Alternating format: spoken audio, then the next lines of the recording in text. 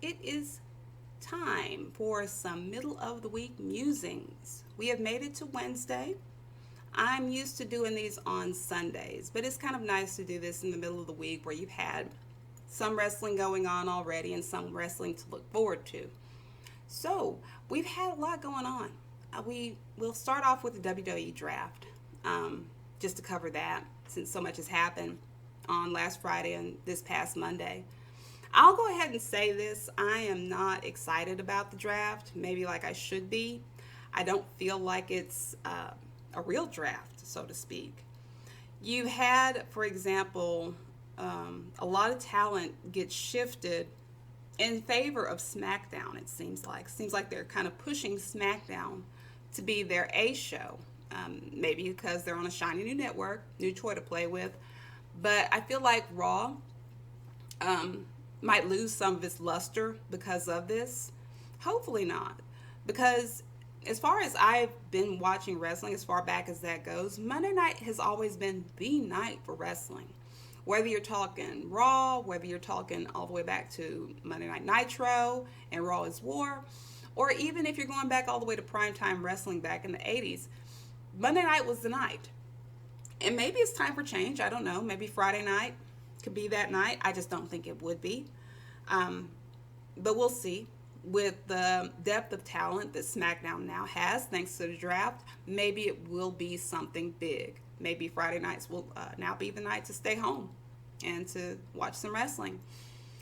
But we'll take that wait and see attitude, like often I do with WWE. I have to kind of wait and see how it plays out. But I just want to say that, for Raw to lose some of its luster would be kind of losing out, especially with the way the storylines are right now. WWE is lacking on storylines, in my opinion, and they need to focus on kind of what brings the viewers in. And when you've got a compelling story, when you've got something going on that is going to draw people's attention and keep them riveted, it's not going to matter what night you put it on. But Day really has to kind of strengthen that up. They've got the time. You've got 3 hours on Monday and you've got 2 hours on Friday. Between that, there should be some good storylines built up. You've got the time for it. We just have to kind of get away from this variety show format where you have, kind of time dedicated here and there, but it's only fragments of time and you're just rushing to get to the next segment. That's not a good way to build up your storylines, of course, in any situation. So WWE kind of has a lot to work with over the next couple of months leading us into WrestleMania season. And they've got some incentive. They've got some competition now from AEW, which is also still building its storylines as well. But, I kind of think this will be the catalyst. This will be the fire that's lit under WWE to let them kind of see, hey, we can't just rest back on our laurels. We can't just expect people to watch whatever we put in front of them when they've got alternatives to go to. So with the draft, I don't really feel like it was a real draft. I feel like, talent got shifted to the new show or newer show on the newer network. But I also feel like the talent, for example, that were labeled free agents and yet suddenly drafted, randomly to this or that show, made it seem like less of a draft and more of a break for the creative team, kind of a little break for the writing team while players get repositioned. And it does kind of suck to see people that you like. For example, Cesaro and Luke Harper. They were labeled free agents, which kind of excited me at first because it's like, okay, yeah, maybe you can do something with them to maybe where they offer their services to either show, either brand, or maybe they go to NXT. I was really kind of hoping to see Cesaro in NXT, but I look online today. Oh, Cesaro's been drafted to SmackDown despite being a quote-unquote free agent. And it kind of makes me feel like, did we really see a draft, or did we just really see a shake-up, a superstar shake-up? So that's been going on. I think if we're going to have a draft next year, or a draft in years to come, make it a little bit better, not just about presentation. I'd like to see how the superstars react. whenever they're drafted. We didn't get to see any of that this year. It's kind of like rush through it, get it done, there it is. So that could have been done better. That's what's going on in WWE right now. As the alternative, it is Wednesday. Tonight's AEW Dynamite. Excited about that. Always excited about that. This will be the third, I believe, episode. And it's going to be in Philadelphia. So you know already it's going to be a hot crowd. Philly's a great crowd. And that's kind of hyping me up for that, just to see what goes on. No matter what happens, Philly's going to react to it. That's great. So Dynamite's on tonight. The great lead-in. Here's the great thing about AEW right now. They've got a wonderful lead-in on Tuesday nights with AEW Dark. If you're not watching AEW Dark, make it a part of your schedule. It's on YouTube, of course. Starts at my time, 6 o'clock every Tuesday, 7 o'clock Eastern. And even though it's called AEW Dark, you have matches on there that, despite being a dark match, some of them are pay-per-view quality. For example, if you were watching last night, you saw Joey Janela versus Kenny Omega. My God, what a great match. They brought it. They kicked ass. It was, so to speak, a banger and a half. And if you looked at that, you wouldn't say that was a dark match. That was a hell of a match. That was a pay-per-view quality match. So that's what you're getting with this AEW Dark show. And to put that on Tuesdays and the next night have AEW Dynamite, wonderful setup. So kudos to AEW for having that for fans. And also you have on Tuesdays NWA Power, which premiered last Tuesday. The second episode was last night. This is a good time to get into these programs if you have not done so yet. NWA Power, some might kind of be a little bit standoffish because of the whole nostalgia setting.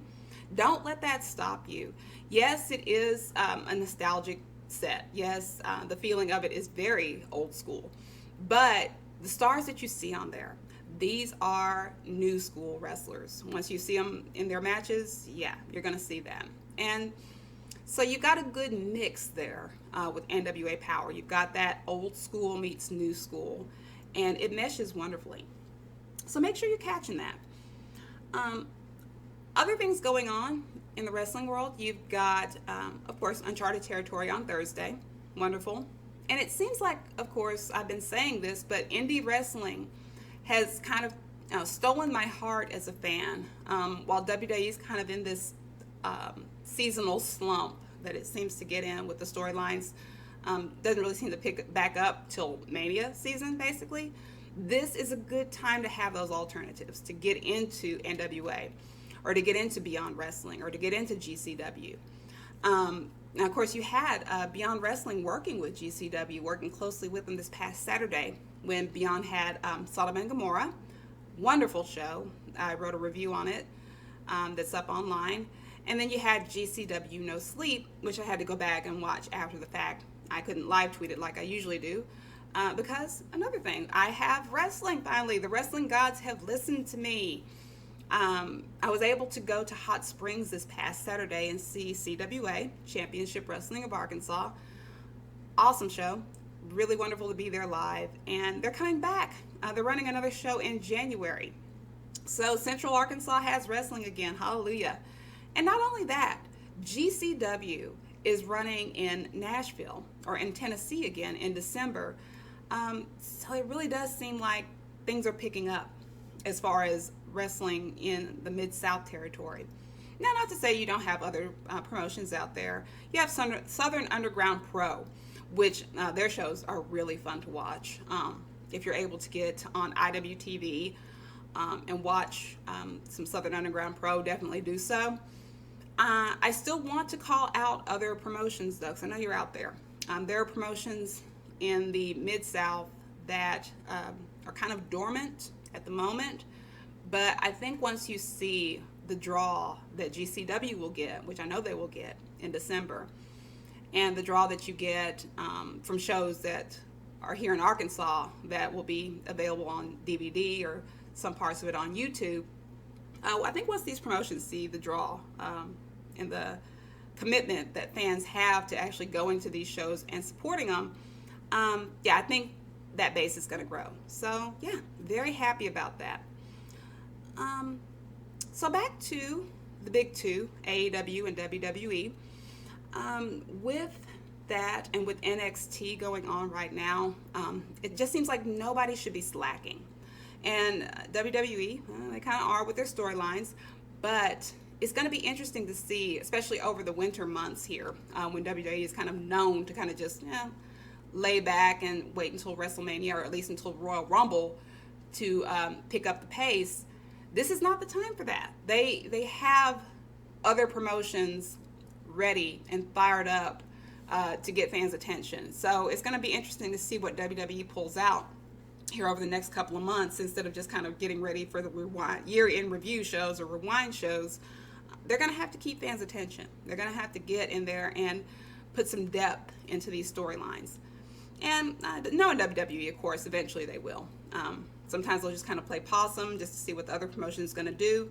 But I never really do count WWE out, even though right now they're kind of hanging around and doing nothing. Other things that are going on the social media side of things, you do have, and this is just from my perspective, the top guy under attack. That's going on right now. With Seth Rollins, bless his heart, he really wants to be a good spokesman for WWE, and they need one. They need that guy that did a lot of what Cena did, talk up the company. Cena was very, very good at that. Still is. But then again, you have to remember how much hate he got. Years of it. And so it's not really surprising to see Seth Rollins get so much backlash. Roman Reigns got it too. And people kind of argue, well, Roman got it worse, or Cena got it worse. Give it time. They're going to keep giving Seth hell. I don't think it's going to stop with the hashtag Seth is not cool or whatever it is. It's going to be something for him to deal with, but at the same time, as fans, we need to remember, wrestlers, they check their tweets. Even if they do have somebody kind of helping with accounts, I think people kind of say what they want to say because they think, oh, it's not really him saying it, or oh, it's not really that person tweeting it. A lot of times it is. And these are people too. It's not just some guy up in Connecticut running the account. It's not just some cardboard cutout that you're sending these tweets to. It's an actual person. And for Seth Rollins to get online and share his opinion on, what everybody thought was a really bad finish to a match, he's allowed to have that opinion. Of course, fans are allowed to respond, but kind of temper it with a little bit of tact, a little bit of class. Haven't seen a lot of that this past week when Seth got online and decided to defend the Hell in a Cell match. It seemed like fans just really, really went for the throat there.